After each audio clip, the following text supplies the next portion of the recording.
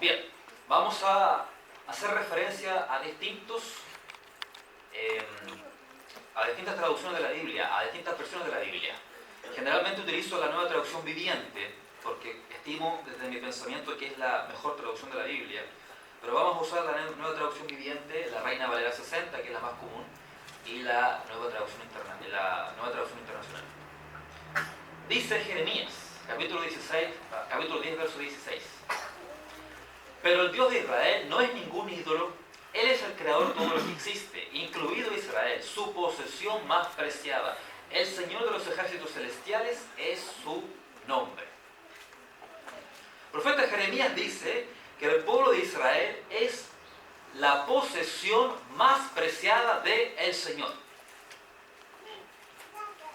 No se trata de un país más, se trata de un país especial. No es cualquier nación, es una nación preciada, apreciada por Dios.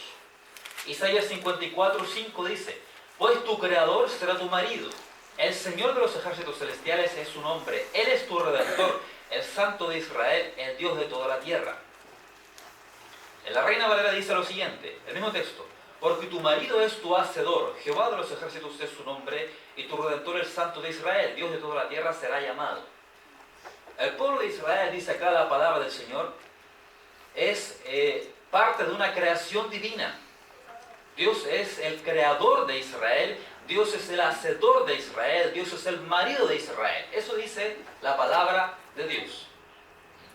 Entonces, la Escritura enseña que Dios creó todas las naciones de la tierra. Y en Génesis aparecen 70 naciones que Dios creó a partir de los hijos de Noé. Las 70 naciones procedentes de Sem, Cam y Jafet. Capítulo 10 de Génesis, si es que no me equivoco. Pero la nación de Israel es la nación número 71 de esta creación divina. Cuando los hijos de Israel entraron en Egipto, con ocasión de la convocatoria que hace José, ¿verdad? 70 entraron con Jacob. Jacob era el número 71. Eso representa a las 70 naciones. Las 70 naciones representan a la humanidad entera. Todos nosotros, incluido nuestro país, Chile es una de esas naciones. Israel no está contabilizada, como dijo Balaam. Israel no es un país que es contado entre los demás pueblos, está aparte. Es la nación 71. Junto con Jacob entraron 70, más él era el 71, Jacob. Es una nación distinta. Dios creó la nación de Israel de una forma diferente a como Él influyó para que las naciones del mundo fuesen creadas. Cada pueblo tiene su particularidad, su idioma, su tradición, su historia. El pueblo de Israel tiene su propia historia, que está especificada, estimados hermanos, en las Sagradas Escrituras. Es el único país del mundo que tiene su historia en un texto sagrado, y que es las Sagradas Escrituras. Nuestro país no tiene ese privilegio, esa honra. Cuando el primer ministro de Israel habla acerca de la herencia, acerca de la evidencia antropológica e histórica de ellos como nación para estar en esa tierra, el primer ministro Netanyahu ha dicho: simplemente leamos la Biblia. Leyendo la Biblia se va a entender que nosotros estamos aquí por derecho. Por derecho. Dios eligió al patriarca Abraham, como bien dijo Pastor Fernando en su atinente introducción. El cauce de los eventos fue el siguiente. Dios hizo la creación, ¿verdad? En el huerto del Edén puso a la primera pareja, Adán y Eva, ¿verdad? Y el conocimiento de Dios era general en toda la creación, en toda la raza humana, a partir de Adán. Sin embargo, las generaciones, dice la Escritura en el capítulo 6 de Génesis, fueron olvidando el conocimiento de Dios. Dice la Biblia de que la tierra entera estaba sumida en violencia y el pensamiento de los hombres era de continuo solamente el mal. Entonces Dios envía el diluvio universal y comienza todo de nuevo, a través de Noah o Noé. Luego Noé enseña este mismo conocimiento de Dios, del único Dios verdadero, el Dios al cual hay que adorar mediante la fe y no mediante imagen alguna. De modo que luego se genera un conocimiento general del nombre de Dios postdiluviano. Sin embargo, posteriormente pasaron los años y ocurrió nuevamente lo mismo. La gente se olvidó del nombre del Señor. Entonces Dios, considerando que nuevamente no puede destruir a la humanidad mediante un diluvio, porque Él prometió no hacerlo nuevamente, decide crear un país. En medio de la tierra, en medio de esas naciones paganas en su gran mayoría, Dios decide crear un país que sea diferente y apropiársele, revelársele a ese pueblo y a través de ese pueblo revelarse a la humanidad entera. ¿Se entiende? La humanidad tenía el conocimiento de Dios, pero como dice el libro de Romanos, ¿verdad? La gente eligió voluntariamente desechar ese conocimiento y buscando ser sabios, se hicieron necios al adorar imágenes de todo tipo de fabricación. Entonces Dios decide, de una forma voluntaria, soberana, absolutamente soberana, crear una nación para la cual Él revelarse a ese país, formarlo, crearlo, darle un idioma, darle una historia, darle una fe, la fe en Él, perfeccionar esa fe que se conocía en el mundo entero. Y de esa forma, nuevamente revelarse al resto del mundo a través de ese país. Así es como se gesta la formación de Israel. Todo comienza y principia con el gran patriarca Abraham. Abraham es el padre de la fe, Abraham es el padre de todos nosotros, los que creemos. Abraham es el padre de la nación judía. Dice Génesis capítulo 12, versos 1 al 3, en la Nueva Traducción Viviente. El Señor le había dicho a Abraham: deja a tu patria y a tus parientes y a la familia de tu padre y vete a la tierra que yo te mostraré. Haré de ti una gran nación. Te bendeciré y te haré famoso y serás una bendición para otros. Bendeciré a quienes te bendigan y maldiciré a quienes te traten con desprecio. Todas las familias de la tierra serán bendecidas por medio de ti. Esos 3 versículos son la base constitucional del Estado de Israel.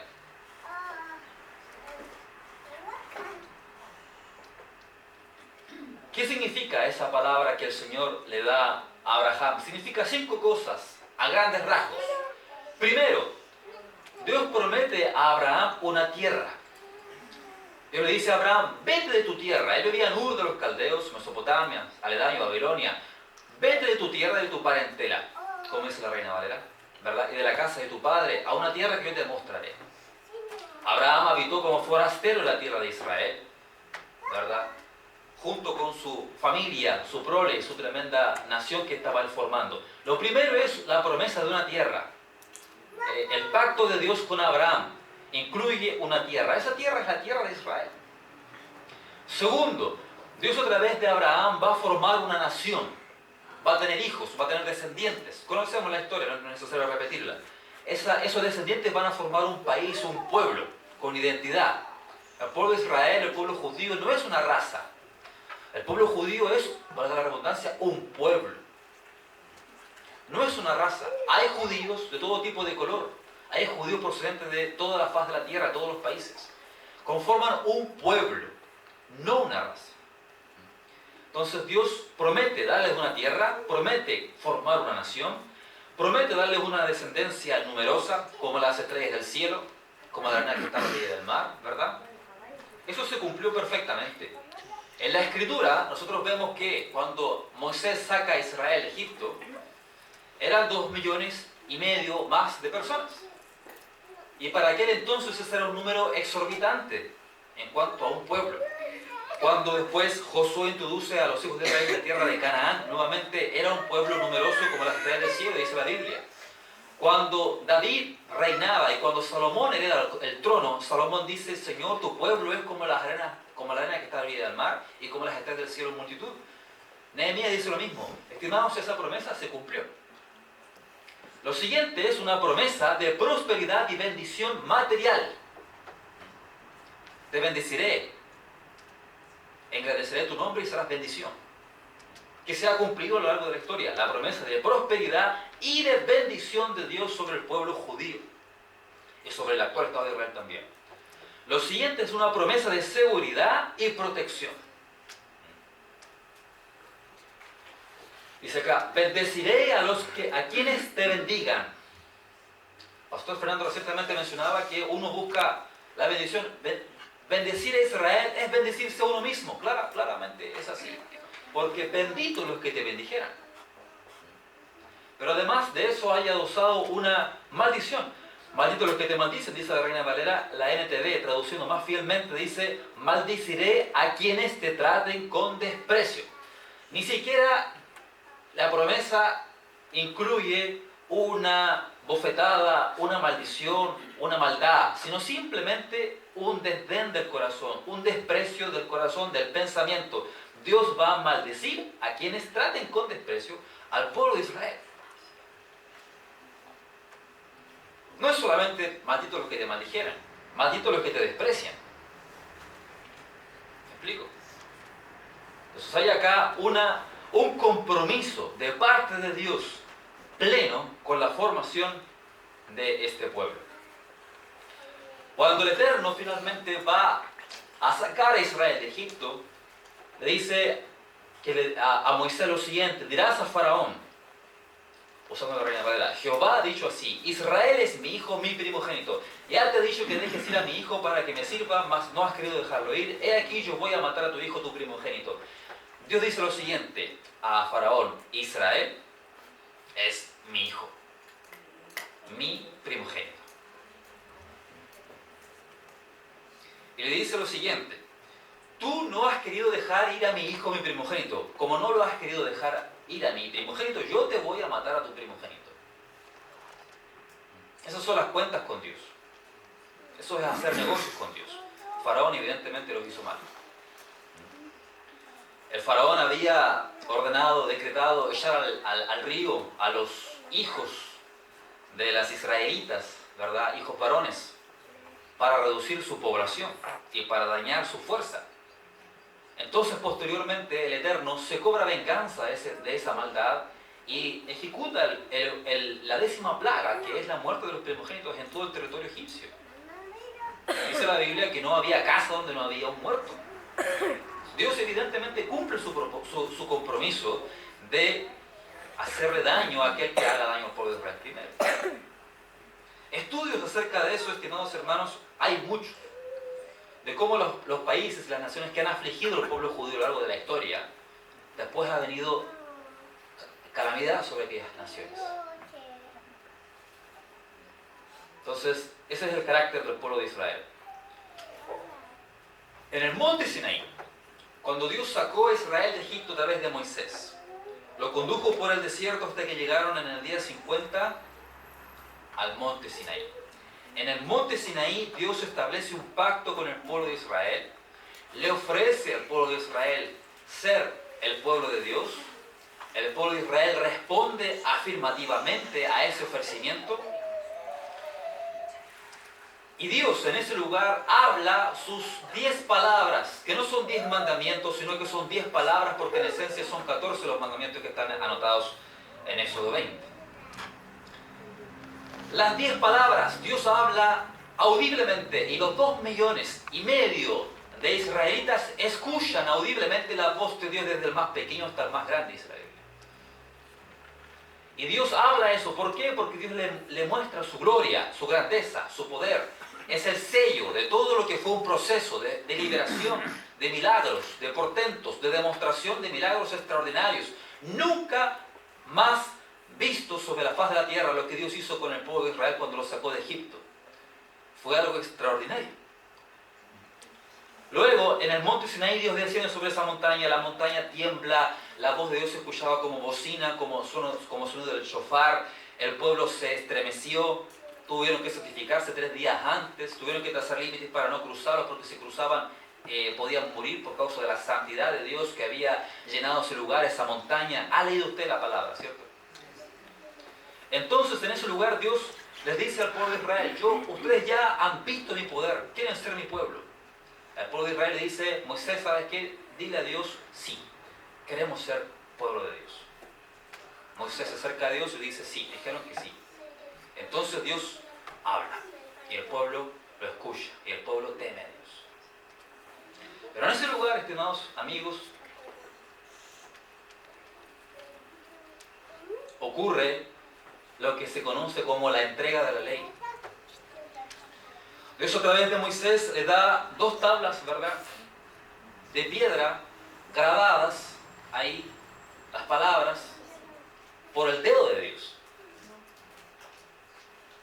¿Por qué de piedra? Para representar que no es algo que tiene que ser destruido, para representar algo perdurable, ¿verdad? Evidentemente. ¿Y qué es lo que estaban en esas dos piedras? Las 10 palabras, o los 10 mandamientos. En esos mandamientos está la voluntad de Dios revelada para la humanidad, no solamente para el pueblo de Israel. Para la humanidad, la voluntad de Dios es que no se asesine al prójimo, no se cometa adulterio, que se honre al padre y a la madre, etc. Los conocemos. Es la revelación de Dios para el mundo a través de Israel mediante estas dos tablas. A su vez, esas dos tablas representan el compromiso y el pacto de nupcias y de matrimonio que Dios realiza con el pueblo de Israel en el monte Sinaí. Como ya dije, Dios ofrece ser el Dios de ellos y ellos a su vez responden, sí, acepto. Es un matrimonio. La señal de ese matrimonio, ¿verdad?, es un documento. Hasta el día de hoy, quienes somos casados tuvimos que firmarlo, donde se establecían las pautas para ese matrimonio en el registro civil. Los compromisos de ambas partes. Eso es lo que Dios hizo con el pueblo de Israel. Ese documento en hebreo se le llama ketubá. Es la carta de matrimonio. Y el documento eran las tablas de la ley. Entonces, en ese lugar, dice aquí, Éxodo 19, ustedes vieron lo que hice con los egipcios, saben cómo los llevé a ustedes sobre alas de águila y los traje hacia mí. Ahora bien, si me obedecen y cumplen mi pacto, ustedes serán mi tesoro especial entre todas las naciones de la tierra, porque toda la tierra me pertenece. Ustedes serán mi reino de sacerdotes, mi nación santa. Amén.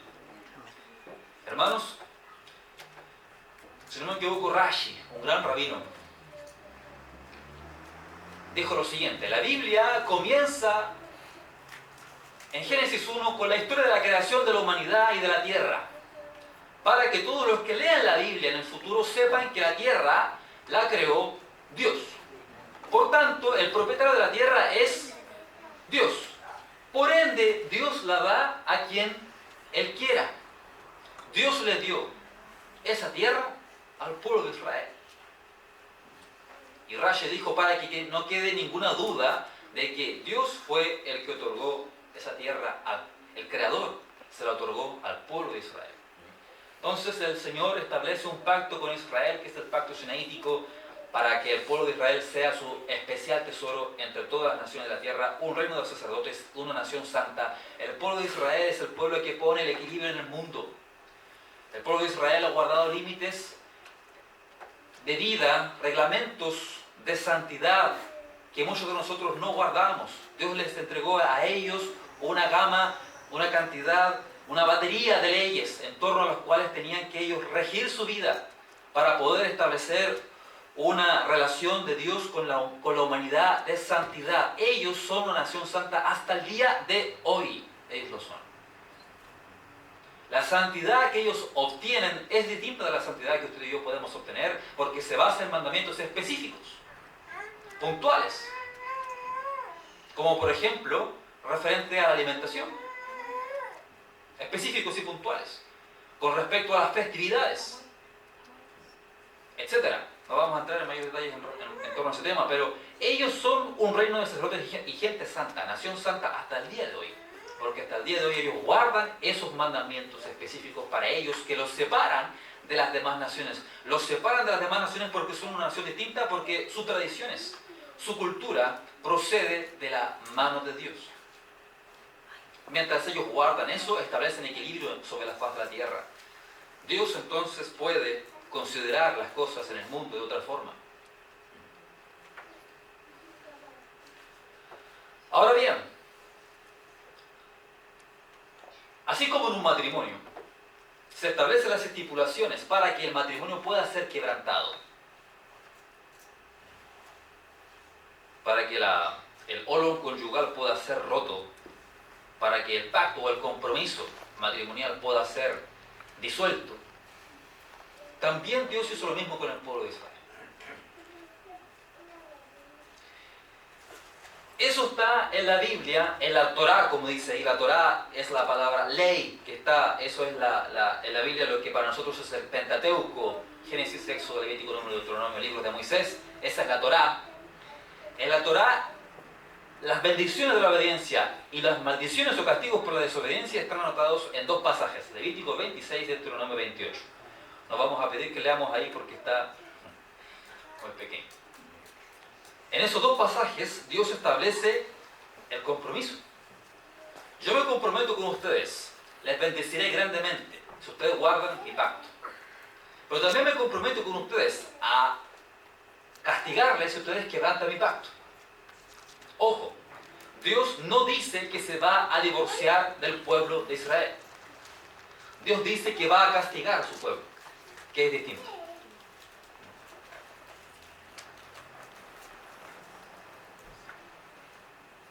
Es diferente. Levítico 26, Deuteronomio 28, ahí está.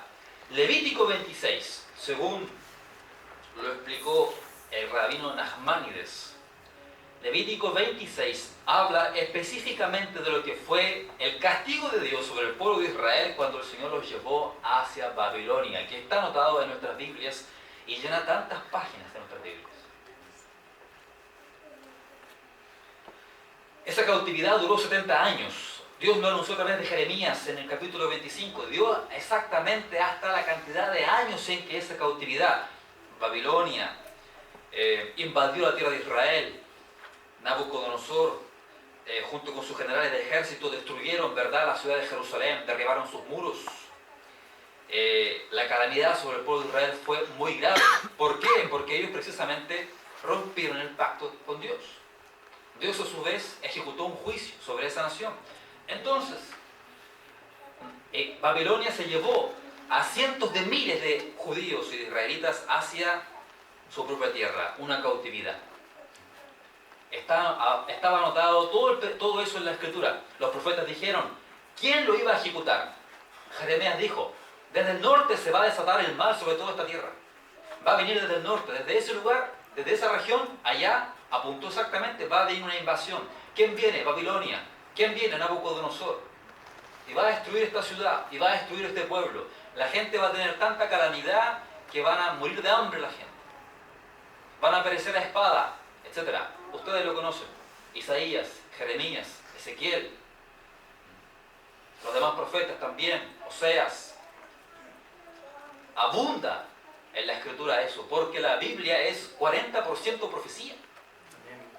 Si no estudiamos profecía en la Biblia, no estudiamos Biblia, porque la Biblia entera es profecía.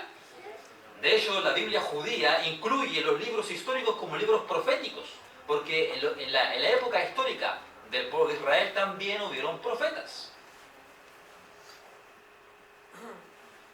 La historia bíblica es profecía toda, por esencia. Entonces, Levítico 26, las bendiciones de la obediencia, las maldiciones de la desobediencia se cumplieron en Babilonia 70 años. Isaías anunció hasta el nombre del rey que iba a terminar esa cautividad. Koresh en hebreo, Ciro. Mi ungido, no me conociste, pero yo te conocí, dice el profeta Isaías. Abriré puertas de hierro y de bronce a través de ti. Tú vas a decir, a mi ciudad será fundada, tú vas a decir, a mi templo serás edificado. Dios dio el nombre de una persona que todavía no nacía, ni siquiera sus papás se conocían. El nombre del rey que iba a finalizar la cautividad y permitir a los judíos retornar a Jerusalén y reconstruir el templo. Recursos fiscales se utilizaron para la reconstrucción del templo. Esa historia usted la lee en el libro de Esdras. Bien, pero la segunda profecía que escribió Moisés en el Deuteronomio capítulo 28 apunta hacia un castigo mayor, hacia una disciplina de Dios más fuerte, más grave y más perdurable en la historia, que se le conoce como el exilio romano, que se puede decir que comenzó en el 70 después de Cristo o de la era cristiana, hasta nuestros días todavía queda exilio romano. Es muy claro lo que dicen esas palabras en Deuteronomio 28. Dios ahí dice de que va a exiliar a los hijos de Israel sobre la faz de la tierra y que le iba a enviar calamidades a sus hijos en la faz de la tierra, exiliados una detrás de otra. Dios establece que les va a traer juicio, dolor, aflicción, pestilencia, enfermedad, hambre, persecuciones, dificultades. Donde ellos lleguen, no van a tener paz.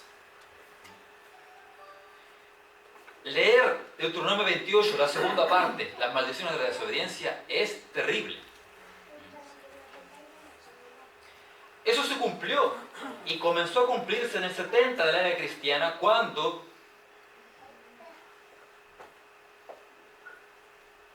el general romano, Tito, conquista la ciudad de Jerusalén. La conquista de Jerusalén, estimados, fue un evento catastrófico terrible. La conquista de Jerusalén fue una respuesta de parte del imperio a la revuelta judía en contra de Roma,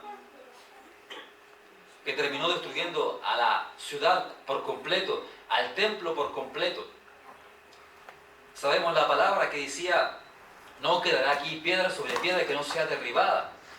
En efecto, para poder extraer todo el oro de las piedras del templo, los romanos tuvieron que remover las piedras y sacar el oro que había metido entre ellas. Se robaron todo y se lo llevaron a Roma.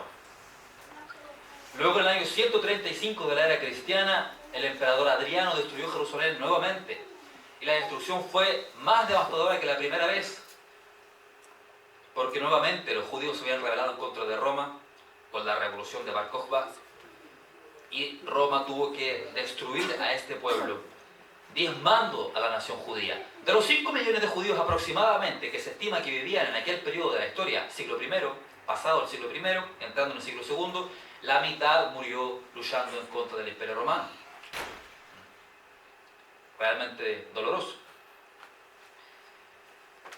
Un versículo, vamos a analizar algunas cosas solamente de ese pasaje de Deuteronomio 28. Un versículo dice, el verso 49, el Señor levantará contra ti una nación muy lejana, cuyo idioma no podrás entender, vendrá de los confines de la tierra, veloz como un águila. ¿Ok? En efecto, Roma viene muy lejano, desde Europa, cuyo idioma no podrás entender. Era otro idioma. Vendrá de los confines de la tierra, veloz como un águila, veloz como un águila. Las letras, las palabras en la Biblia, original, hebrea, estimados, no están al azar, son puestas siempre, por algo. Cada palabra, cada letra incluso, es relevante para entender su interpretación. Es sumamente importante estudiar el texto original. La traducción es solo una traducción, y hay cientos de traducciones. Lo importante es el texto original. Veloz como un águila. Interesante que cuando las legiones romanas llegaron a Jerusalén, ellos llevaban el estandarte del imperio, cuyo símbolo era un águila. Josefo, en su libro La guerra de los judíos, este famoso judío, dijo: entonces aparecieron las banderas blasonadas con el águila. Y como el águila es el rey de todos los pájaros y el más osado de todos ellos, para ellos es el símbolo del imperio romano. Josefo lo anota con claridad, que cuando vino el asedio sobre Jerusalén, venía también el estandarte romano con el símbolo del águila. En el verso 43 dice: el extranjero que estará en medio de ti se elevará sobre ti muy alto, y tú descenderás muy abajo. Él te prestará a ti y tú no le prestarás a él. Él será por cabeza y tú serás por cola. Por cola. Lo interesante de esta historia es que el rabino Halevi establece y escribe que Herodes el Grande, que aparece en el Nuevo Testamento, era un esclavo edomita. Era extranjero. Escaló posiciones hasta convertirse en rey de Israel. Este rey, romano por cierto, desde el Imperio Romano en Israel, este rey malvado y déspota oprimió a sus súbditos con gran crueldad, asesinándolos, saqueándolos, robándoles, etc. Sabemos que Herodes fue un rey absolutamente nefasto para el pueblo de Israel. Un esclavo edomita, un extranjero, se posicionó muy alto y le hizo mucho daño al pueblo de Israel. Ahí está. Se cumplió. Exactamente. Hay varios elementos más. Por ejemplo, Deuteronomio 28 dice que te casarás con tu mujer, pero otro dormirá con ella. El Imperio Romano, así como los griegos, hacían lo mismo con muchos países donde estaban, en especial también con el pueblo de Israel. Jus prima nocte. La primera noche. El gobernador de la ciudad tenía la primera noche. El pueblo de Israel fue esparcido a los 4 ángulos de la tierra, tal como el Eterno lo anticipó en Deuteronomio capítulo 28 a través de Moisés. La diáspora judía, el exilio romano, a través del Imperio Romano, estimados amigos, fueron esparcidos por el mundo entero. Los judíos llegaron a todas las naciones sobre la faz de la tierra. El Señor te dispersará por todas las naciones, desde un extremo de la tierra hasta el otro. Se cumplió, exactamente. Ahora bien, vamos a volver acá un poco atrás.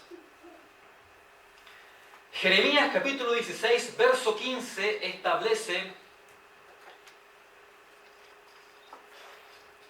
3 grandes éxodos, o liberaciones o redenciones de parte de Dios en relación con el pueblo de Israel.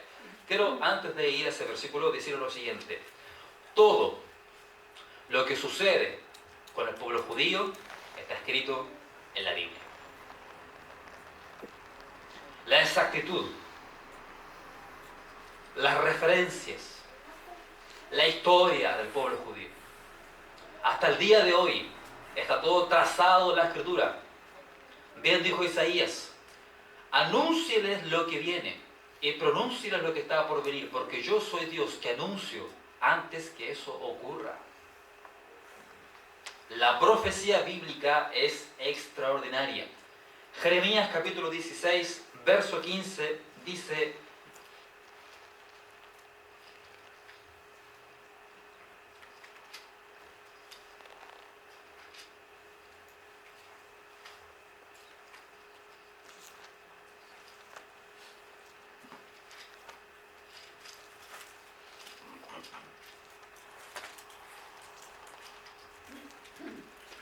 bueno,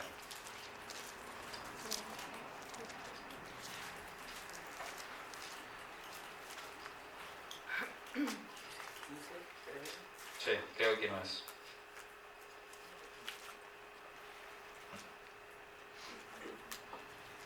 Sí, sí, sí.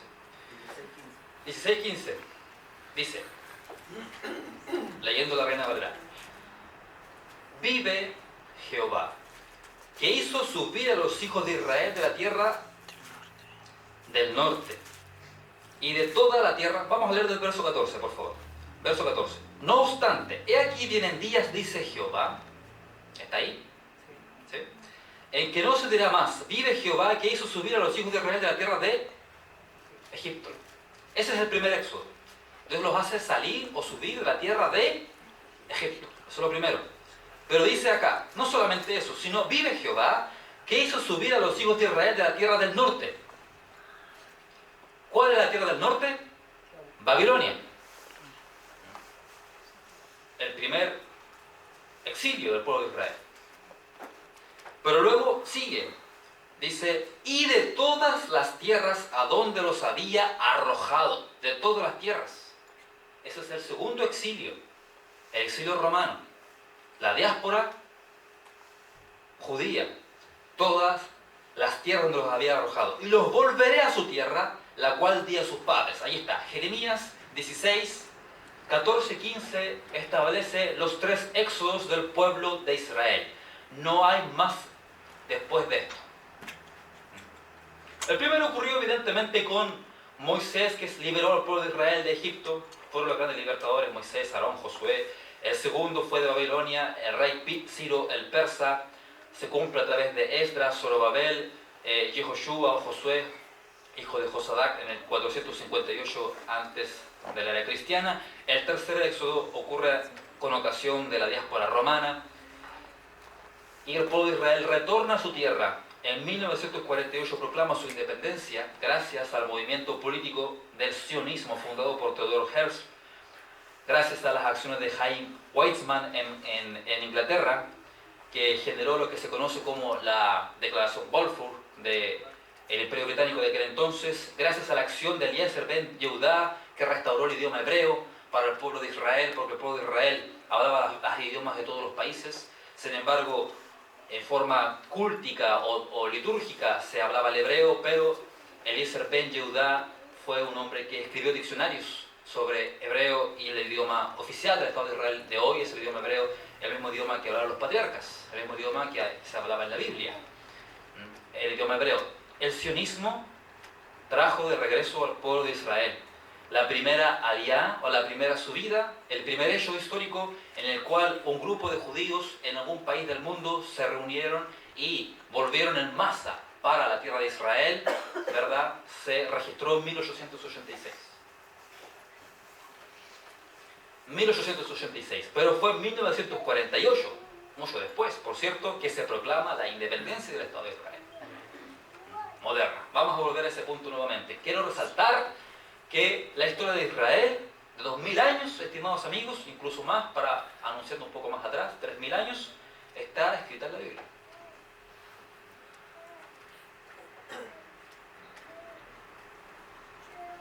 Bien, la palabra hebrea para exilio. El idioma hebreo es un idioma especial. Dios le dio a su pueblo un idioma. Es el idioma hebreo. Estudiarlo hace bien. Cualquiera puede hacerlo. Las letras hebreas, las palabras hebreas y la escritura en hebreo entregan enseñanzas. Tiene virtud, sabiduría, conceptos profundos acerca de Dios, acerca de la creación, acerca del universo, que son maravillosos poderlos leer y estudiar y aprender como familia o como estudio personal o individual. La palabra hebrea para exilio es la palabra que aparece acá en letras hebreas, ¿verdad? Que se translitera y se pronuncia como golá. Golá significa exilio, pero su contraparte del exilio, que es la redención, el retorno, la recolección, la refundación. La redención es la palabra hebrea geulá. De golá a geulá solamente varía por una sola letra, que es la letra Aleph, la segunda letra que vemos acá. El resto permanece intacto. La Gimel, la Vav, la Lamed, la Hei. Aquí tenemos las mismas letras, pero la segunda es distinta, no está aquí, es la letra Aleph. La letra Aleph en el alefato hebreo representa a Dios. Entonces, el exilio tiene que acabar cuando Dios lo acabe, ¿verdad? Y el exilio a su vez va a darle paso a la redención definitiva cuando se acabe el exilio. Y a su vez nos dice que en el exilio Dios no está presente. Evidentemente Dios siempre está presente, pero de una forma encubierta. Vamos a hablar de eso luego, pero la Geulá, que es la redención, es lo que estamos experimentando en este minuto en relación con el Estado de Israel. Hoy en día esto, la redención, la Geulá es un hecho. Por eso el tiempo del fin ha llegado. Porque Israel ha vuelto a su tierra. Y eso es el principio de la redención de la humanidad. Dijo Moisés, entonces, refiriéndose a lo que era el anticipo de Dios a Moisés acerca de lo que iba a acontecer con los hijos de Israel en el futuro. Dios le dijo a Moisés, escribe un cántico. Antes de que se diga ese cántico, dijo el Señor, mi enojo va a arder contra ellos.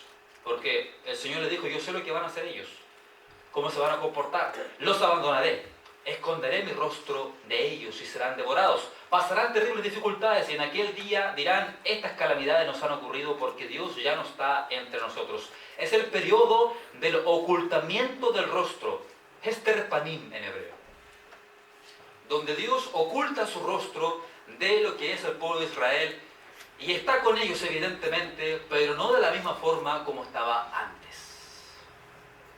Por eso el pueblo de Israel fue esparcido, por eso el pueblo de Israel fue perseguido. Vamos a profundizar más en eso. Interesante es, por ejemplo, lo que en la Escritura nos habla acerca del libro de Esther. ¿Cuántos han leído Esther en la Biblia? Esther habla acerca de la historia del pueblo de Israel que estaba, ¿verdad?, en el reino de Persia. Capital Shushan, Susa, ¿cierto? Y aquel malvado varón, ¿verdad?, que se llamaba Amán, que tramó la destrucción de los judíos. Eso dentro del contexto del primer exilio. Pero lo que tenemos en el libro de Esther es el pueblo judío esparcido, el pueblo judío en el exilio. Y ahí tenemos el primer intento de genocidio del pueblo judío. Amán, el malvado Amán, tramó la destrucción de los hijos de Israel por ningún motivo coherente, lógico, plausible, aceptado, nada. Simplemente porque así se le ocurrió. La envidia, el recelo, etc. Usted conoce la historia. Algo interesante, si usted no advirtió cuando leyó el libro de Esther, la palabra Dios no es mencionada en ese libro. El único libro de la Biblia que no menciona a Dios. De hecho, para incluirlo en el canon bíblico, los judíos tuvieron un debate. No merece estar adentro porque no menciona a Dios. Claro, el rostro encubierto.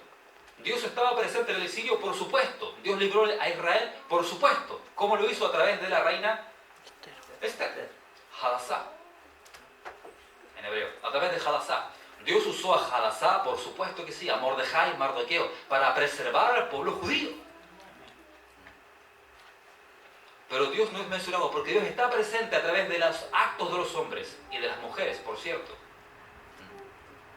Pero no de la forma como estuvo antes. Dios estaba con su rostro encubierto. De hecho, es tan interesante ese concepto que el pueblo de Israel hasta el día de hoy celebra la fiesta que se origina en la historia de Esther, que es la fiesta de Purim, ¿verdad? Y en la fiesta de Purim los judíos usan máscaras y se disfrazan. Es bien bonito. Porque ellos hablan de que en efecto ahí Dios estaba presente de una forma encubierta. Bien, ese periodo de tristeza, vamos a analizar un poco cómo era ese periodo de tristeza. La conferencia se llama El Estado de Israel y su relación con la profecía bíblica. Ya vamos a llegar al Estado de Israel. Tengan un poco de paciencia. Vamos a abrir un poco un telón histórico y vamos a recorrer cerca de 20 siglos de historia y vamos a hablar un poco de lo que ocurrió con el pueblo judío en la diáspora. ¿Ok? Interesante. Jacob dice, cuando su hermano Saúl lo estaba persiguiendo, él dijo lo siguiente: si viene Saúl contra un campamento y lo ataca, el otro campamento escapará. Jacob, ¿verdad?, dosifica a sus familias, ¿verdad? Un campamento, dos campamentos. Y él dice, si Esaú viene y me ataca a este campamento, este otro lo ve y huye. Esa idea que lo tuvo el patriarca Jacob, cuyo nombre se transformó a Israel, ¿verdad?, fue lo que ocurrió por 20 siglos. Dios permitió que una zona del pueblo judío asentado en una región de la diáspora sufriese calamidad. Pero a su vez otra zona fuese resguardada. Y cuando una zona o una región o un pueblo donde estaban asentados los judíos, una comunidad judía, era destruida y devastada, muchos escapaban y se refugiaban en otro lugar y encontraban tranquilidad, paz y prosperidad. Entonces eso generaba que finalmente la profecía bíblica de la dispersión se cumpliera aún más, porque los hijos de Israel se esparcían cada vez más debido a las múltiples persecuciones que se generaron en contra de ellos. Decíamos que la escritura es profética, absolutamente. El pensamiento de Jacob se cumplió. Entonces arribamos a lo que se conoce como antisemitismo. ¿Quién sabe acá? Vamos a preguntar, que no me respondan los pastores. ¿Quién sabe acá lo que es el antisemitismo? No es necesario responder. Es como la contradicción a Sem. Sí, ya, perfecto. Descendencia de Sem. Sí, En efecto, la palabra cuando fue acuñada tuvo evidentemente un elemento originario relacionándolo con Sem, refiriéndose al pueblo de Israel, porque Abraham procede del hijo de Noé, que es Sem. Ahora bien, los árabes también proceden de Sem, pues también son hijos de Abraham. Pero el concepto de antisemitismo solamente fue acuñado para referirse al odio en contra de los judíos. Antisemitismo es odio en contra de los judíos, ¿ok? Bien, durante 20 siglos el pueblo de Israel sufrió esto. Vamos a hablar acerca del surgimiento del antisemitismo, que cumplió esa profecía bíblica de Deuteronomio 28 de Moisés, de la Torá, y que hasta el día de hoy este fenómeno social existe y está presente en Chile y está presente dentro de las iglesias. Y un motivo de Javerim Israel es contrarrestar el antisemitismo. Tenemos tres objetivos generales. El segundo es contrarrestar el antisemitismo. En este país, Chile, hoy en día es uno de los países más antisemitas de Sudamérica. La Federación Palestina de Chile ha hecho un trabajo tremendo, a todo nivel, para destruir la imagen del Estado de Israel en este país. Pero esa temática podríamos tocar otro día. El antisemitismo. ¿Cómo surge el odio general contra el pueblo de Israel que se vislumbró en la historia del libro de Esther? El antisemitismo, estimados, es un fenómeno cristiano.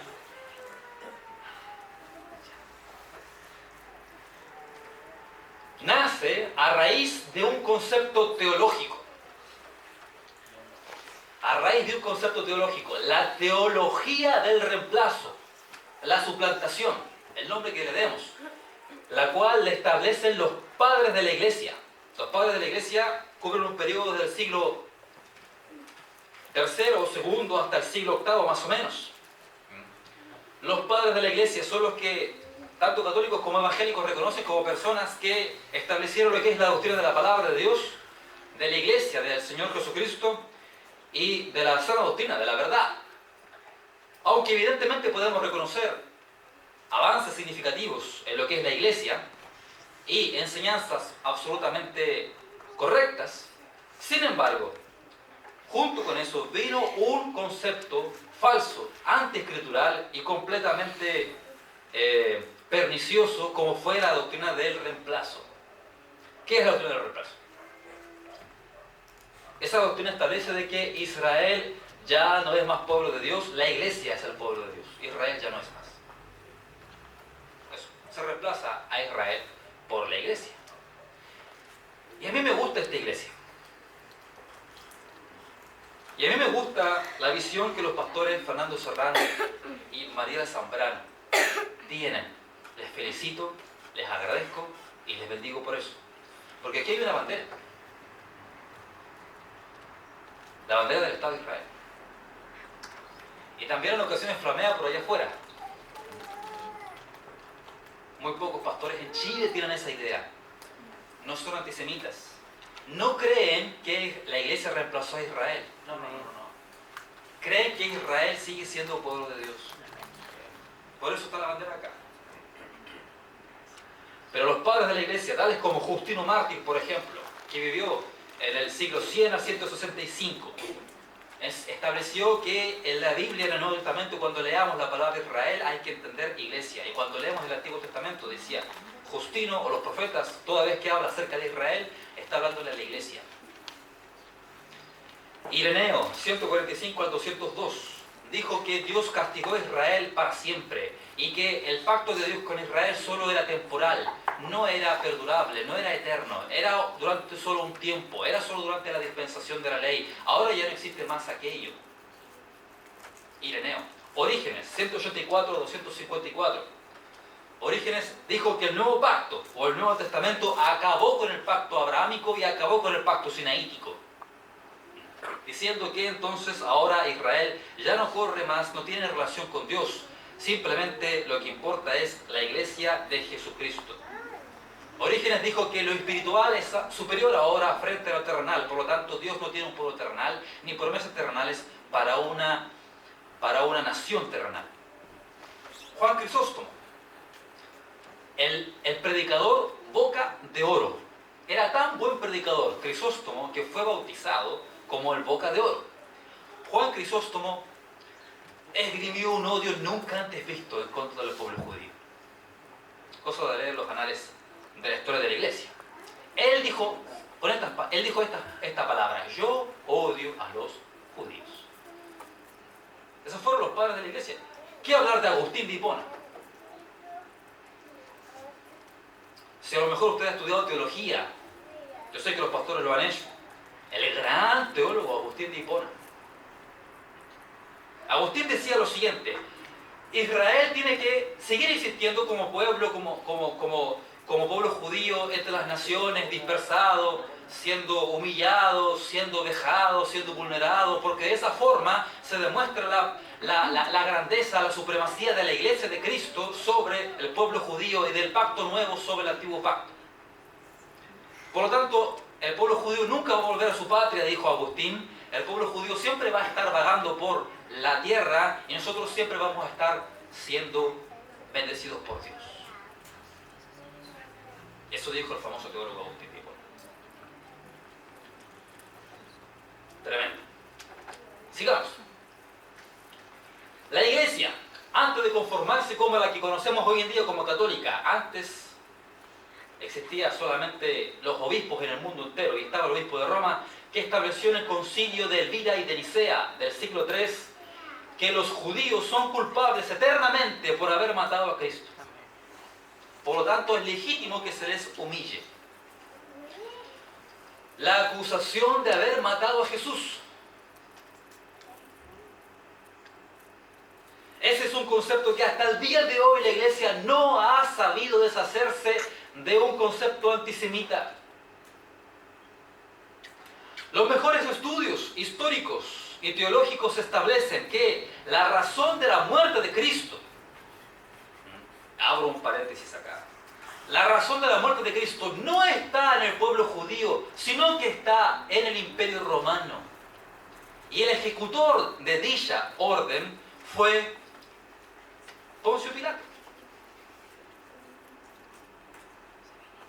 El pueblo judío creyó en su mayoría en Jesucristo. Usted ha leído los evangelios. Jesús una vez multiplicó los panes y los peces para 4.000. En otra ocasión multiplicó los panes y los peces para 5.000. Tuvo 70, los cuales los envió de dos en dos. Tuvo 12, todos judíos por todos lados. Iba para Galilea, iba para Jerusalén. Incluso pasó por Samaria. Hasta samaritanos creyeron en él. Después de su fallecimiento y de su resurrección y ascensión, anota Hechos, capítulo 2, que habían 120 en el aposento alto, etc. Estimados, el pueblo judío sí creyó en Jesús. ¿Quiénes rechazaron a Jesús dentro de los judíos? Los saduceos, el liderazgo judío. Y ese liderazgo judío de saduceos eran judíos que tenían su propia doctrina, a diferencia de la amplia mayoría de los judíos del primer siglo, a los cuales Jesús acusa de tener enseñanzas cerradas teológicamente. ¿Recuerda la discusión sobre la resurrección? Ustedes saduceos mucho erran, dice el Evangelio. Porque ustedes no creen que hay ángeles, no creen que hay alma, no creen que hay destino final para las almas, no creen que hay resurrección. Los saduceos tenían una teología acomodaticia a su realidad. Ellos eran un liderazgo de los judíos, liderazgo político, vendidos al Imperio Romano. No son representativos del pueblo de Israel. Son representativos de Roma. El templo lo manejaban no los fariseos. El templo lo manejaban los saduceos. Y el sumo sacerdote, los dos sumos sacerdotes, imagínate, habían dos. Cuando la Torá establece que había uno. Anás y Caifás eran saduceos. El Sanedrín compuesto en su mayoría por saduceos.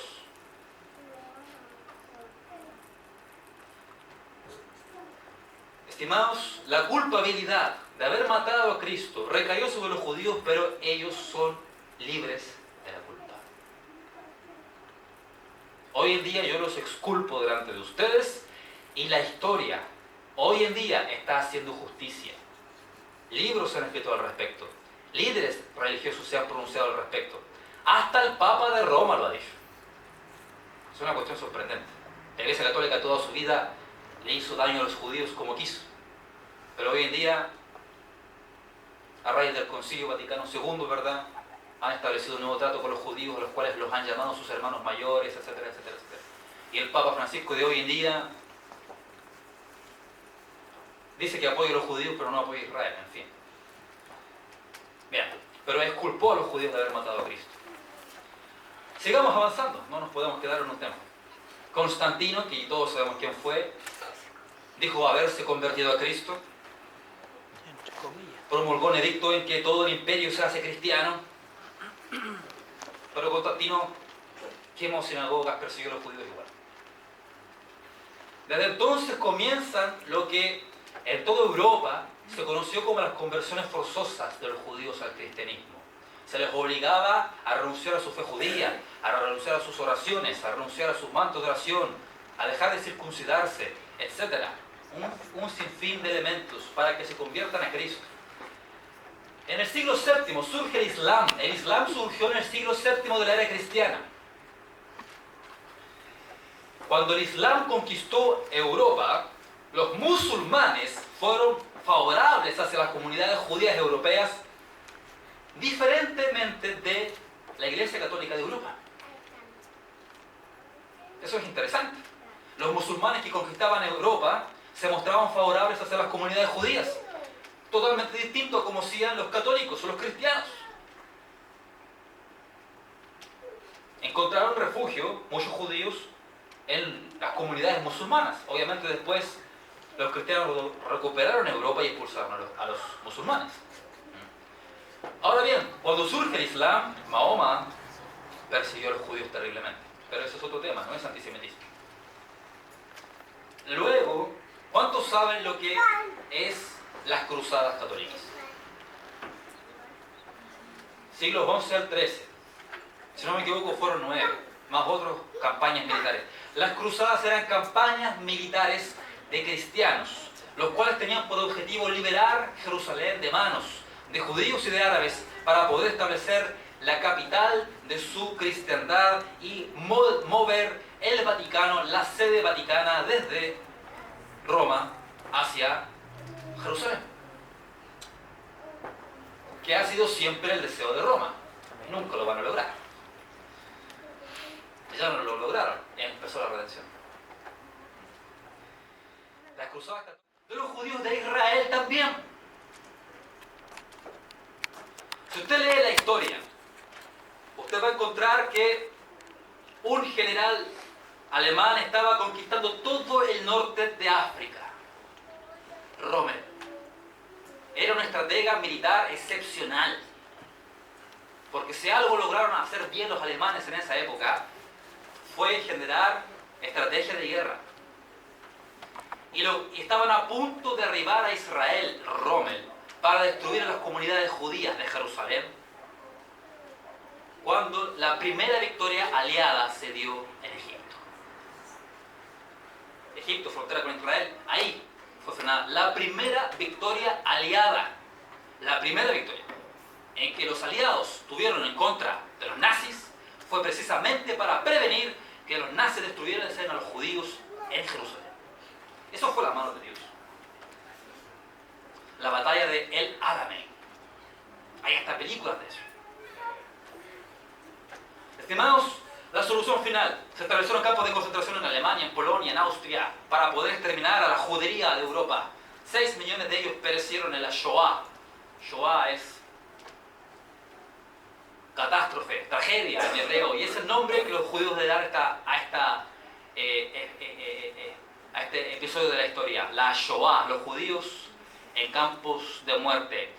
Ezequiel capítulo 37, Jeremías 30, son 2 capítulos en la Biblia que usted los puede leer y que aluden exclusivamente al sufrimiento del pueblo judío durante el periodo de la Shoah, durante el Holocausto. Ezequiel capítulo 37, Ezequiel el profeta ve un valle de huesos secos. Es lo que nosotros podemos ver aquí. Imágenes que las hemos visto tantas veces que ya no nos conmueven. Ezequiel 37 ve en un valle de huesos secos. Finalmente pregunta al Eterno: Señor, ¿vivirán estos huesos? Tú lo sabes, Señor. Estos huesos vivirán, profetiza sobre ellos. Profeticé como me fue mandado. Vino el Espíritu de Dios y se formó un ejército.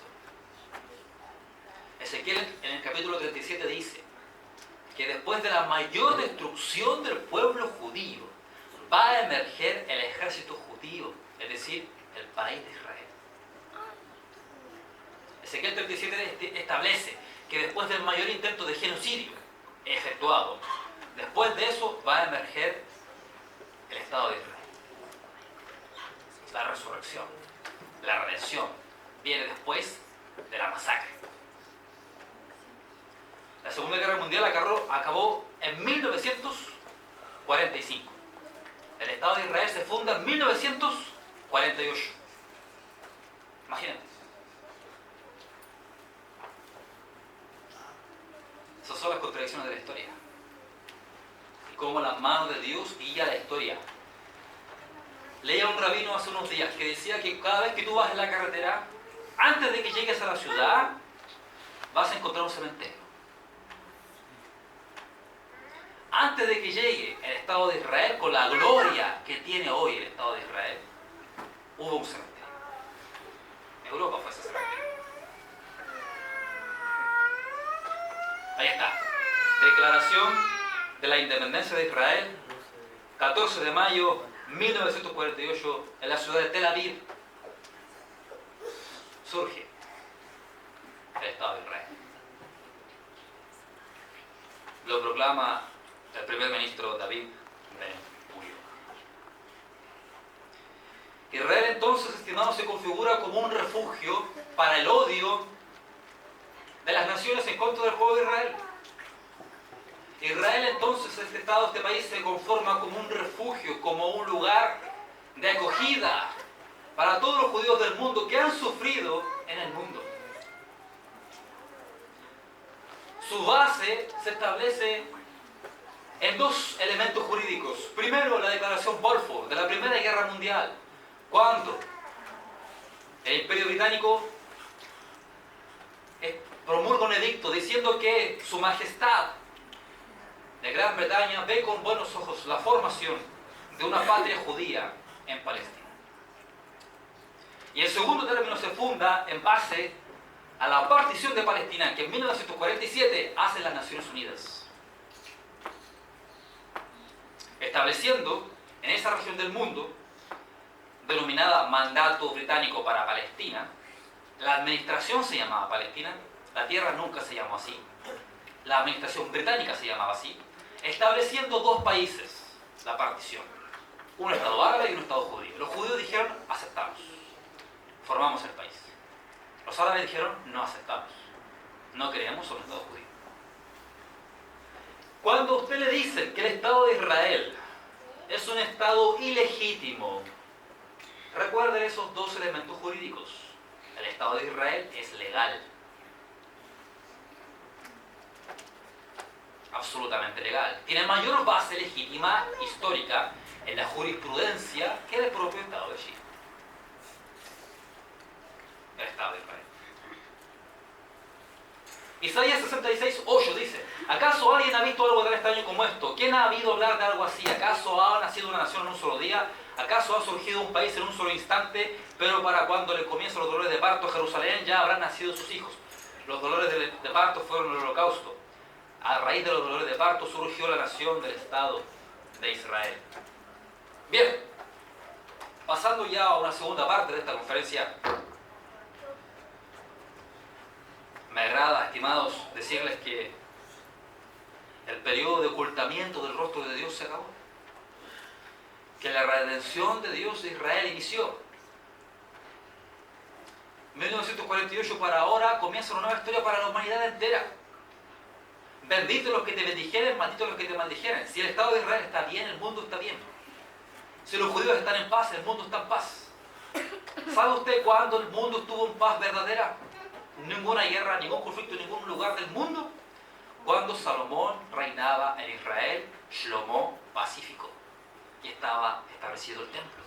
Ningún país, ninguna nación en ese periodo de tiempo hizo la guerra, porque ese pueblo vivía en paz. Cuando esos pueblos viven en paz, el mundo va a tener la paz. Jerusalén es el centro del mundo. El Estado de Israel se proclama 14 de mayo de 1948, viernes por la tarde. Al día siguiente, los países musulmanes y árabes circundantes de Israel proclamaron la guerra contra el naciente Estado judío. Y con Israel sucede algo muy particular. La historia de las naciones establece que primero se pelea la guerra y luego se proclama la independencia. Así fue en nuestro país, ¿cierto? Israel al revés. Primero proclamó su independencia, después tuvo que afianzarla mediante la guerra. Eran menos de 1 millón de judíos en contra de millones de árabes y de musulmanes que invadieron al Estado judío al día siguiente, la mañana siguiente. Estimados, la consigna de los estados árabes era: vamos a destruir este gusano que ha surgido en medio de nosotros. Sin embargo, estimados hermanos y amigos, Israel venció. No solamente venció en 1948, venció todas las guerras que vinieron después. La guerra del Yom Kippur, la guerra de los 6 días en 1967,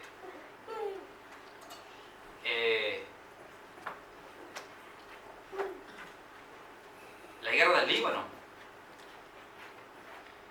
además de participar en otros conflictos bélicos como la guerra del Golfo Pérsico, por ejemplo, donde se lanzaron cientos de misiles en contra del territorio de Israel. Saddam Hussein lanzó en contra del Estado de Israel cientos de misiles que cayeron desde Irak sobre la ciudad de Israel. Solo murió una persona en Israel. Tú tienes que leer qué pasó durante la guerra del Golfo Pérsico. Cómo es que Saddam Hussein lanzaba los misiles Scud dirigidos en contra del pueblo de Israel. Israel no tenía nada que ver en esa guerra. Pero Saddam Hussein, como buen antisemita, odiaba a Israel. Decía que él era descendiente de Nabucodonosor. Dudable, obviamente. Pero, estimados, cientos de misiles cayendo encima de la ciudad. Murió solamente una persona. Eso es protección de Dios. El rostro de Dios ya dejó de estar encubierto. El haber ganado las batallas de su independencia y las posteriores fundamenta con toda claridad, en base empírico, que ahora Dios está peleando las batallas de Israel, así como Dios peleaba las batallas en los tiempos bíblicos. Y el periodo del ocultamiento divino ya se ha cerrado. Abra su Biblia, por favor, en el Salmo 87. Salmo 87, por favor.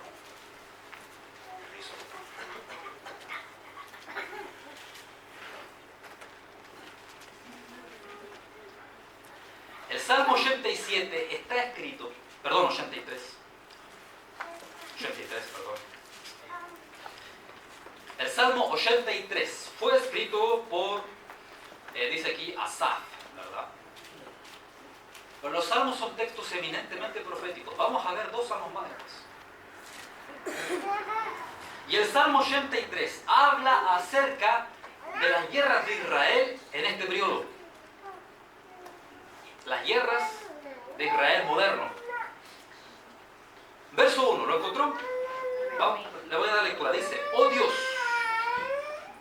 no guardes silencio, no calles, oh Dios, ni te estés quieto, porque he aquí que rugen tus enemigos y los que te aborrecen alzan cabeza.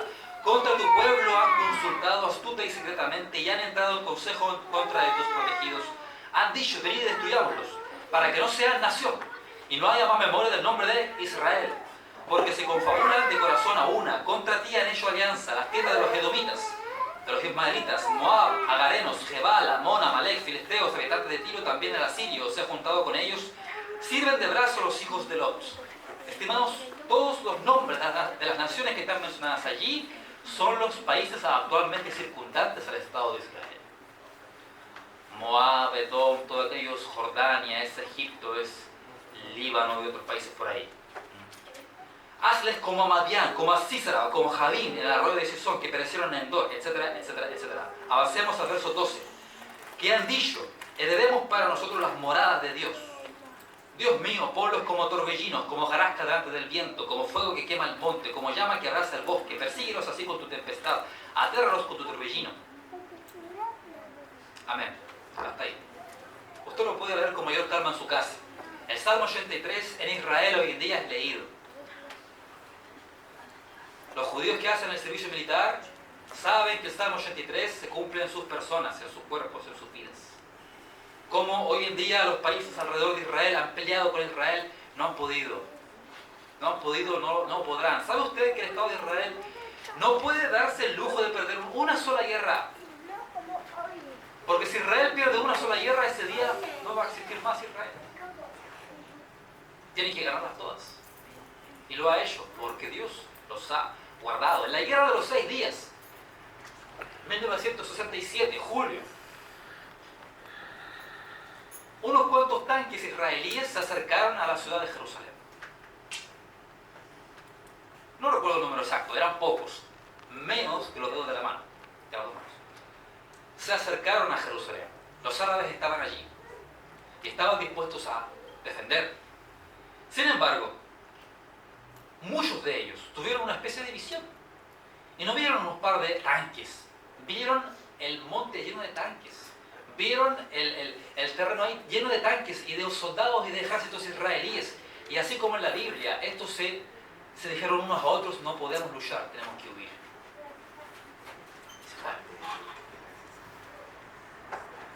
Se fueron. La guerra se desató igualmente en Jerusalén. Pero las cantidades de árabes fueron menores. Lograron vencer. Y conquistar la mitad de Jerusalén que no había quedado conquistada. Y liberar lo que es el muro de los lamentos. Es un lugar bendito, donde está el trono de Dios. Estimados amigos, hay mucho que hablar acerca de eso. Vamos a seguir por acá. A partir de entonces, comienza lo que se conoce como la Aliyá. Aliyá significa subida, emigración. Los judíos del mundo entero emigran hacia Israel para volver a su patria, para formar su país. Aquí hay muchos versículos bíblicos, los vamos a leer. Jeremías 31 dice, esto dice el Señor, no llores más, porque te recompensaré, dice el Señor. Después de 2000 años de sufrimiento. Tus hijos volverán a ti desde la tierra lejana del enemigo. Hay esperanza para tu futuro, dice el Señor. Tus hijos volverán a su propia tierra. ¿Quieres más de esto? En los días venideros, dice el Señor, el pueblo de Israel volverá a su hogar junto con el pueblo de Judá. Llegarán llorando en busca del Señor su Dios. Preguntarán por el camino a Jerusalén y emprenderán el regreso a su hogar. Se aferrarán al Señor con un pacto eterno que nunca se olvidará. Los judíos cuando vienen en el avión para aterrizar en el aeropuerto Ben Gurión de Tel Aviv y divisan lo que es la ciudad y la civilización moderna, actual del Estado de Israel, que por cierto es más moderna, más adelantada y con un PIB superior al Estado de Chile. Ellos miran a la ciudad y comienzan a llorar y a entonar salmos y a entonar canciones a Dios. Porque la profecía se cumple en sus cuerpos, en su historia, en sus vidas, en sus padres, en sus madres, en sus hijos. Ciertamente traeré de regreso a mi pueblo de todos los países donde los esparcí en mi furor. Lo traeré de regreso a esta misma ciudad para que vivan paz y seguridad. Ellos serán mi pueblo, yo seré su Dios. Más, Ezequiel, yo el Señor soberano los reuniré entre todas las naciones a donde fueron esparcidos y les daré una vez más el territorio de Israel. Hoy en día Israel es un país odiado. En Chile, como bien dije, la Federación Palestina se encarga de demonizar al Estado judío. Y difunde mentiras. Dicen que los judíos dañan a los palestinos. Dicen que los judíos cometen genocidio. Dicen que Israel es un Estado terrorista, es un Estado ilegal. Todo eso es absolutamente falso. Dicen que Israel es un Estado apartheid, que realiza segregación racial. Todo eso es absolutamente falso, porque en Israel no hay discriminación alguna. Israel es un Estado de derecho liberal, democrático, occidental. Hace unos meses atrás estaba viendo el sueldo mínimo en relación con Chile de Israel. El sueldo mínimo de Israel es más del $1.000.000 actualmente. en moneda chilena. Dios ha bendecido a Israel. La promesa abrahámica se cumple hoy en día. No obstante ello, la vida en Israel es cara.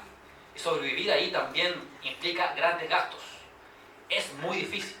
Todos los que están ahí hacen esfuerzos y trabajan muchísimo. Trabajan 6 días y descansan 1, tal como dice Éxodo 20. Pero tú le preguntas a una familia judía, ¿es difícil o fácil vivir en Israel? La verdad es que es difícil. Hay que pagar mucho impuesto. Mucho impuesto. Para financiar al ejército. La guerra, la defensa. Mucho impuesto. Pero, ¿por qué entonces vives en Israel y no te vas a otro país? La respuesta de la familia es la siguiente: no, porque esta es nuestra tierra. Aquí están mis antepasados. Ahí están las tumbas de los grandes rabinos de Israel. Ahí está Jerusalén, nuestra patria, nuestra capital eterna. Soy judío, soy judía, dicen ellos. Aquí es donde tengo que vivir. Bendito es el nombre del Señor. Amén. Ahí están volviendo, ahí están retornando. Podría haberles puesto más versículos, pero con eso ya es suficiente.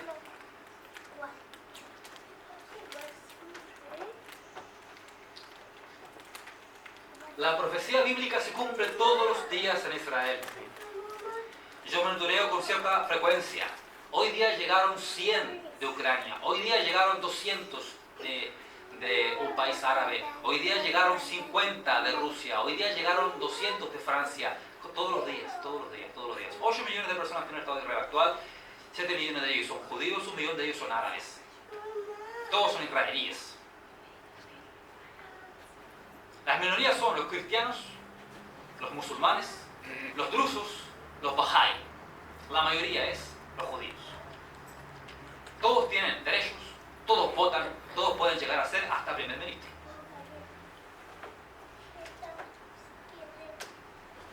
Israel es una democracia. Bien. Acabo de ver que me salté unos salmos por ahí, pero no importa. Para cerrar ya, estimados hermanos, gracias por su atención. Dice Amós 9: traeré a mi pueblo Israel de su cautiverio en tierras lejanas, reedificarán sus ciudades que están en ruinas y nuevamente vivirán en ellas, plantarán viñedos y huertos, comerán sus cosechas y beberán su vino. Los plantaré firmemente allí en su propia tierra, nunca más serán desarraigados de la tierra que yo les di, dice el Señor, tu Dios. Quiero decirles hoy día a ustedes una opinión personal basada en esta escritura y en las otras palabras. No va a haber nueva catástrofe para Israel. No va a haber un nuevo holocausto, no va a haber una nueva persecución, no va a haber ningún pogrom más. Israel llegó para quedarse, para florecer, para prosperar. Es el principio de la redención. Nunca más serán destruidos, desarraigados de su tierra. Nunca más. Ya pasó el tiempo de dolor. 2000 años de sufrimiento. Los recorrimos. Lea en la casa el Salmo 74 y el Salmo 44. Anoten. Esos salmos se refieren exclusivamente al sufrimiento del pueblo judío en la Galut, en la diáspora. 74 y 44. El 74 dice, el salmista, han destruido las sinagogas de Dios, dice el salmista. Hace referencia a la destrucción que sufrió el pueblo en la diáspora. Bien. Hay tanto que decir de esto, estimados amigos. Dice Ezequiel 36, esto dice el Señor soberano, cuando yo los limpie de sus pecados. ¿Qué pasó con Israel? Israel cometió fallas, obviamente, cometió pecados, obviamente, pero eso no los exime, no implica que ellos sean refutados ante Dios, no implica que ellos sean cancelados como pueblo elegido. Ellos siguen siendo Am Segula, ellos siguen siendo el pueblo electo de Dios. Porque es un pacto eterno con Abraham. Dice, cuando yo los limpie de sus pecados. ¿Cuándo ocurrió eso? Cuando comenzó la redención. El castigo de Dios se acabó. Ya no hay más ira de Dios, ya no hay más furia de Dios. Ahora la ira de Dios se aplacó. Ahora empieza el favor de Dios. Dios descubre su velo y resplandece su rostro sobre su pueblo. es el perdón. Volveré a poblar sus ciudades y se reconstruirán las ruinas. Lo dice nuevamente otro profeta. Los campos que estaban vacíos y desolados a la vista de todos se cultivarán de nuevo. Estimados, Israel hizo florecer el desierto. Cuando les regrese a su tierra, la gente dirá: esta tierra era baldía y ahora me parece el jardín del Edén. Las ciudades abandonadas y en ruinas ahora tienen murallas fuertes y están llenas de gente. Es cosa de ir a Israel y ver, tomar los anales de la historia de la ciudad y para ver cómo eran las ruinas en esa tierra antes y ver cómo ahora la civilización moderna está en ese lugar. Yo para muestra les traigo un botón. Ese grupito de gente, familias, abril 1909, en Yafo, un grupo de judíos deciden fundar una ciudad. Dijeron: fundemos una ciudad moderna, 1909, a la que llamaron Ahuzatbai, posteriormente Tel Aviv. Tel Aviv significa colina de la primavera. No había nada, solo desierto, dunas. Los judíos trabajaron duramente, porque si hay algo que saben hacer los hijos de Israel es trabajar duramente. Ese es el secreto de su éxito. Y ellos trabajaron duramente en ese lugar que no había absolutamente nada para construir la ciudad de Tel Aviv. ¿Quieres ver la ciudad de Tel Aviv? Ahí está. 1909 hasta hoy. Puedes hacer el cálculo. La ciudad de Tel Aviv ha sido considerada la ciudad más inteligente del mundo. Tú caminas por el mall en Tel Aviv y tú encuentras una maquinita en la pared. Esa maquinita te dispensa agua. ¿Ok? Agua. Pero esa agua se fabrica del aire. ¿Sí? Una empresa israelí logró generar agua del aire. La tecnología, las start-up que hay en Israel son sorprendentes. Me estoy adelantando la diapositiva, pero es un tema que me entusiasma. Estimado, ¿cuántos tienen acá smartphone, iPhone, teléfonos inteligentes? Yo creo que todos, ¿cierto? ¿Sabes tú quién fue el primero que se le ocurrió tomar un teléfono y tomar una cámara y hacer una sola cosa? Un judío israelí.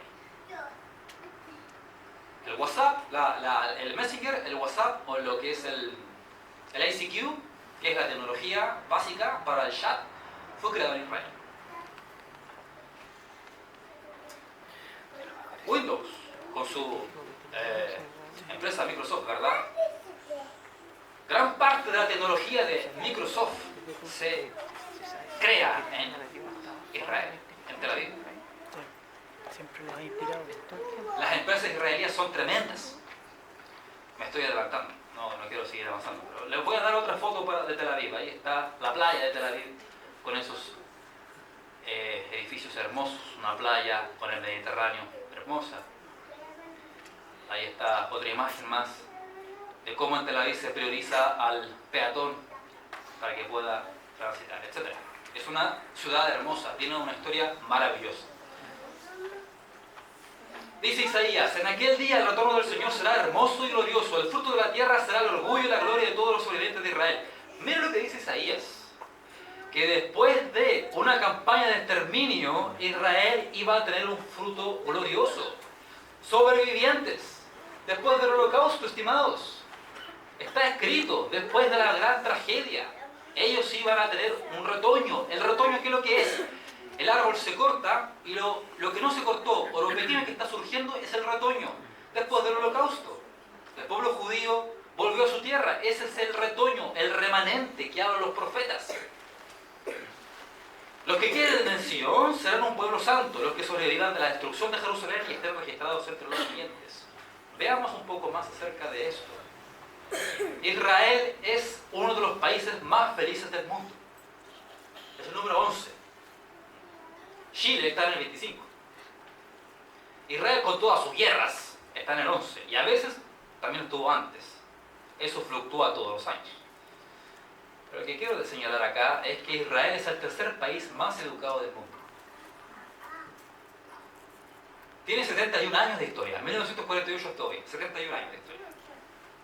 Es el tercer país más educado del mundo. Es el país que tiene más títulos técnicos superior o universitarios per cápita del mundo. Es el país que tiene más premios Nobel per cápita del mundo. Es el país que tiene más patentes nuevas después de China. Y son 7 millones de judíos, más los árabes, 8 millones. el adelanto, la inteligencia. Esto según la OECD. Chile es parte de la OCDE, de hecho Chile ingresó a la OCDE junto con Israel el mismo año.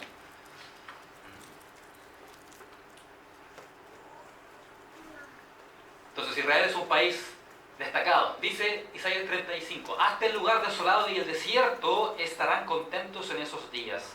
La tierra baldía, el WASE. ¿Cuánto usan el WASE? Esa aplicación para llegar a un lugar, ¿verdad? El WASE es un invento israelí. Claro que sí. Invento israelí.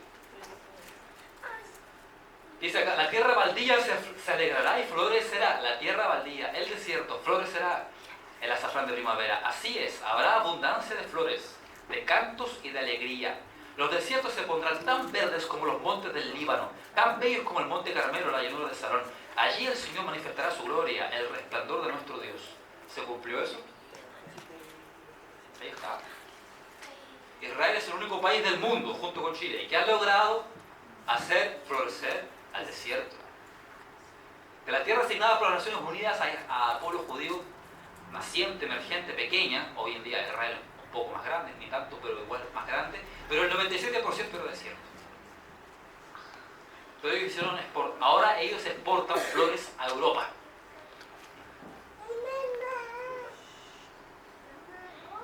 Cuando ellos labran la tierra, saben que en sus personas se está cumpliendo aquella palabra de que Dios iba a hacer florecer el desierto. Para finalizar, y cerrar, esa imagen corresponde a Jerusalén, por cierto. Estimados, Dios está obrando en Israel. Y los cristianos tenemos que tomar una decisión en relación con el pueblo judío.